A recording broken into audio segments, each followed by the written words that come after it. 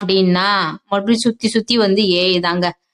AI அப்படின்னா வந்து போர் அடிக்கிற ஏஐ இல்லங்க. இது எல்லாருக்கும் பிடிக்கிற ஒரு விஷயம் தான். என்ன அப்படின்னு பார்த்தீங்கன்னா, டிரைவரே இல்லாத காரு.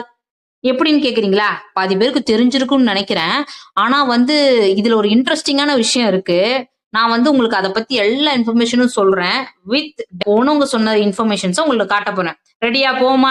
சோ இந்த கார் பார்த்தீங்கன்னா கூகுளோடது. கூகுள் ரிலீஸ் பண்ணியிருக்காங்க. வேமோன்ற செல்ஃப் டிரைவிங் கார் கம்பெனிக்கு ரிலீஸ் பண்ணியிருக்க கார் சர்வீஸ்க்கு ரிலீஸ் பண்ணியிருக்காங்க. அவங்க வந்து ஜக்வர்ன்ற பிரிட்டிஷ் கம்பெனி குடுத்திருக்காங்க. ஜக்வர் யார் கையில இருக்குன்னா, டாடா கையில இருக்கு. அவங்க வாங்கிட்டாங்க.